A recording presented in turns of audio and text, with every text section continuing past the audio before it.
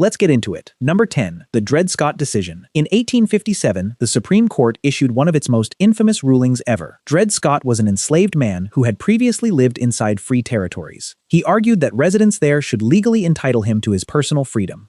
The court rejected Scott's claim and then went dramatically further than necessary anyway. Chief Justice Roger Taney said Black Americans could not legally claim national citizenship. His opinion treated African-descended people as permanently excluded from constitutional political membership.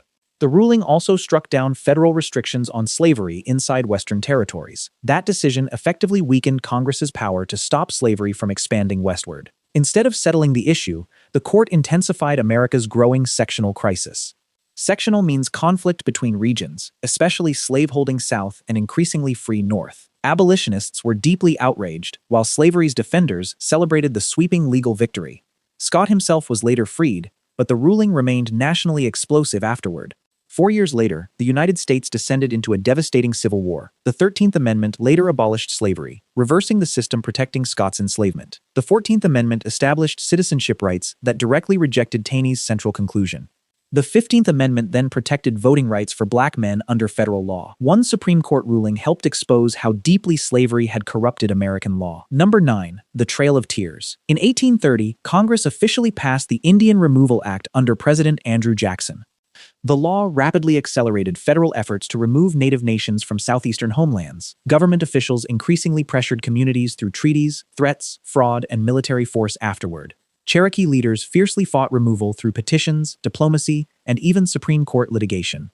But federal power ultimately overwhelmed their efforts to remain on ancestral lands there. In 1838, soldiers began forcing thousands of Cherokee people west toward Indian Territory. Indian Territory meant lands west of Mississippi, largely within present-day Oklahoma today. Families traveled through freezing weather with inadequate food, clothing, shelter, and medicine. Disease, hunger, exposure, and exhaustion killed thousands during the forced migration westward. Around 4,000 Cherokee deaths are commonly estimated, though exact numbers remain uncertain. Other Native nations also endured removal campaigns that caused enormous suffering and displacement.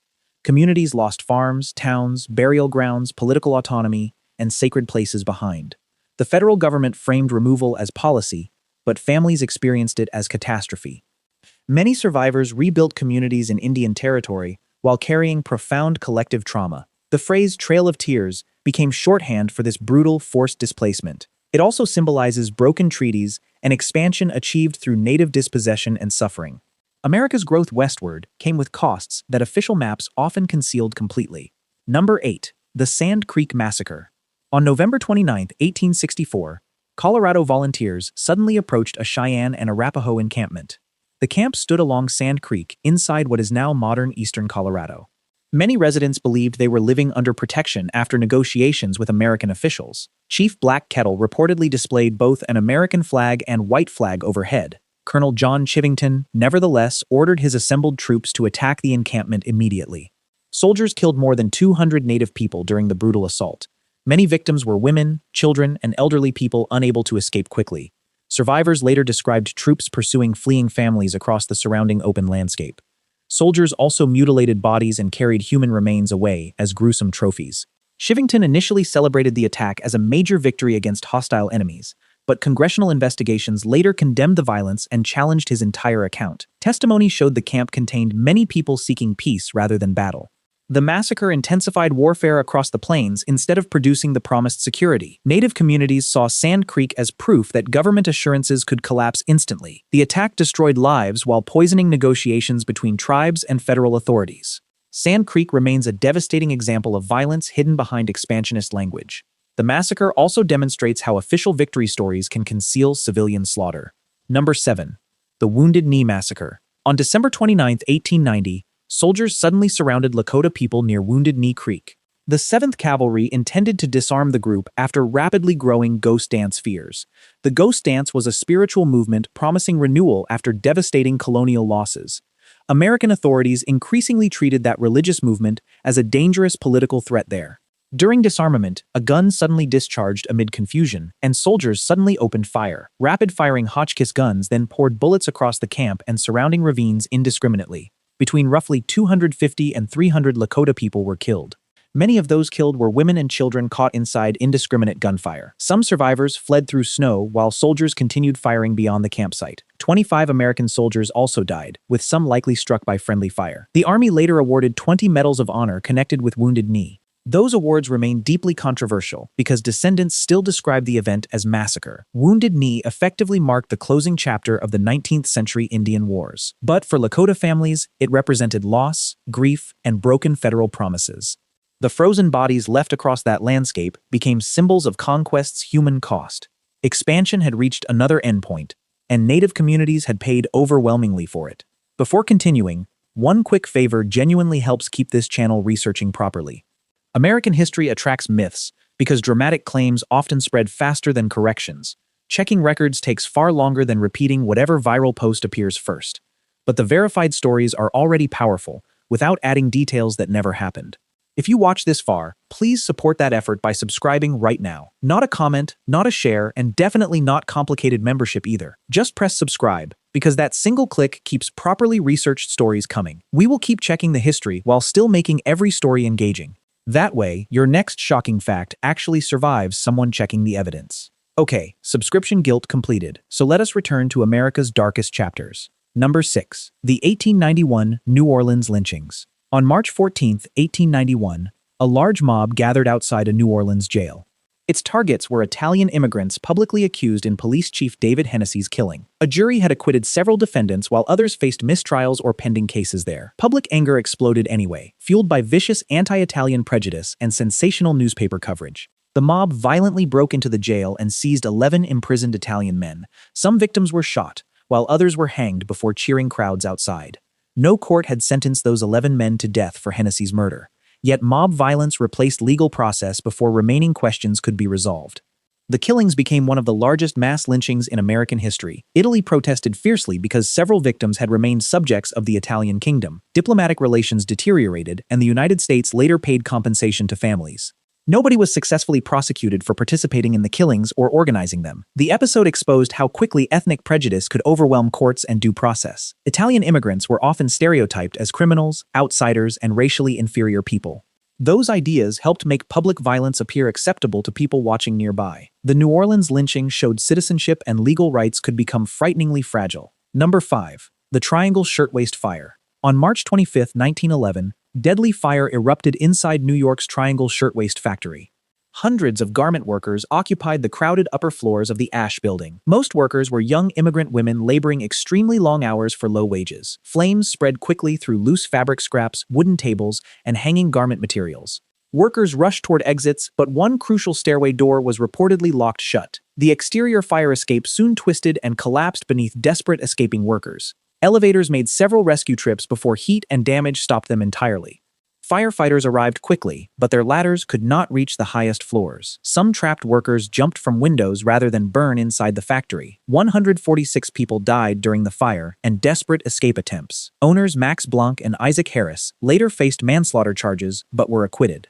Public horror transformed the disaster into a powerful movement for workplace reform. New York investigators documented dangerous factories and pushed stronger fire safety regulations. Labor organizers also demanded better conditions for workers previously treated as disposable.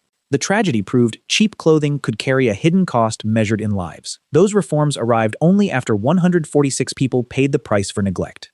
Number 4. The Tuskegee Syphilis Study. In 1932, federal health officials began a notorious syphilis study in Tuskegee, Alabama. The study enrolled 600 black men, mostly poor local farmers and laborers. 399 had syphilis, while 201 served as controls. Researchers told participants they were supposedly receiving treatment for something called bad blood. Bad blood was a vague local phrase covering several different health complaints then. The men were never properly informed about the study's true purpose or risks whatsoever. Researchers instead watched untreated syphilis damage bodies across years and eventually decades. Penicillin became the standard effective treatment during the 1940s, changing everything medically. Yet researchers did not provide that cure to participants who needed it. Officials also took steps that helped prevent some men receiving treatment elsewhere. The study continued until a whistleblower helped expose it publicly in 1972. Public outrage forced officials to stop a project lasting about 40 years. Families had suffered preventable illness, disability, infection, and deaths during that time. The scandal deeply damaged trust between black communities and American medical institutions.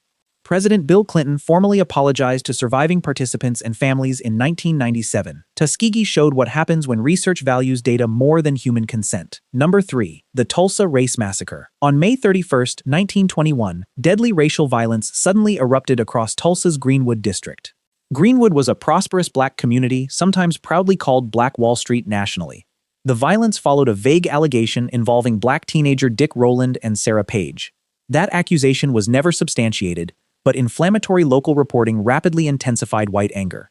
Armed white crowds gathered near the courthouse where Rowland was being held inside. Black residents also arrived, determined to prevent a possible lynching that night. A confrontation escalated, and gunfire soon triggered widespread attacks across Greenwood afterward.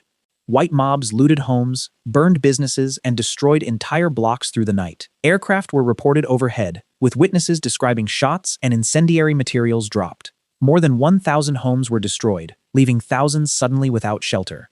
Historians estimate the death toll may have reached several hundred people there. Authorities detained many black residents while much of their neighborhood burned around them. Insurance companies frequently refused claims, making rebuilding even harder for survivors afterward.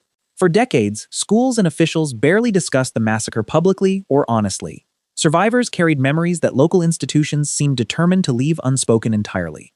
Tulsa proved prosperity offered little protection when organized racial violence faced no restraint. Number 2. Japanese-American internment. After Pearl Harbor, fear and racism rapidly intensified against Japanese communities across America. In February 1942, President Franklin Roosevelt controversially signed Executive Order 9066 into law. The order allowed military authorities to forcibly exclude people from designated Western areas. More than 120,000 Japanese Americans were eventually forcibly removed westward. Roughly 2/3 were American citizens who had committed absolutely no crime at all. Families received little time to sell businesses, homes, farms, and belongings beforehand. They were transported to remote camps surrounded by fences and armed guards. Living quarters were cramped, privacy was scarce, and harsh weather made conditions worse. The government justified incarceration as wartime security, despite lacking evidence of mass disloyalty. In 1944, the Supreme Court upheld exclusion orders in Korematsu versus United States. That ruling later became widely condemned as a major constitutional failure nationally. Japanese American soldiers, meanwhile, served with distinction, while families remained imprisoned at home. Decades later, investigations concluded the policy reflected prejudice, hysteria, and leadership failure. Congress passed the Civil Liberties Act in 1988, providing apology and reparations. Survivors received payments, but money could not restore lost years or property. Internment showed how quickly fear can overwhelm citizenship when prejudice receives government power. Number 1. Slavery in colonial America. In 1619, captive Africans arrived in English Virginia aboard the White Lion ship. That date later became symbolic, though slavery existed elsewhere in North America earlier. Over following decades, Virginia and other colonies increasingly hardened racial slavery into permanent law. Enslaved Africans and descendants became legally treated as inheritable property across growing plantation economies. Their forced labor produced tobacco, rice, sugar, cotton, and enormous private wealth. Families could be separated through sale, inheritance, punishment, or an owner's financial crisis. Enslaved people faced violence, sexual abuse, forced labor, and restrictions on movement. Laws increasingly tied slavery to African ancestry and passed status through mothers. That system expanded dramatically while American leaders spoke publicly about liberty and rights. The contradiction survived independence and became embedded inside national politics and economics. Millions lived under slavery before the 13th Amendment abolished it in 1865. Freedom did not erase racism, economic exclusion, political violence, or discriminatory laws. Reconstruction briefly expanded black citizenship before white supremacist systems violently pushed back. Slavery's legacy remained visible through segregation, unequal wealth, and continuing racial discrimination. Calling 1619 America's beginning of slavery simplifies a longer and broader history, but centuries of racial slavery undeniably shaped the nation from its colonial foundations. So there you have it, 10 of the darkest chapters in American history. Which one do you think still shapes the country most strongly today? And which story surprised you because you had barely heard about it? Tell us your answer below, because these histories still deserve serious discussion. If you enjoyed the video, hit like and subscribe to our channel. Thanks for watching, and we will see you again in the next one.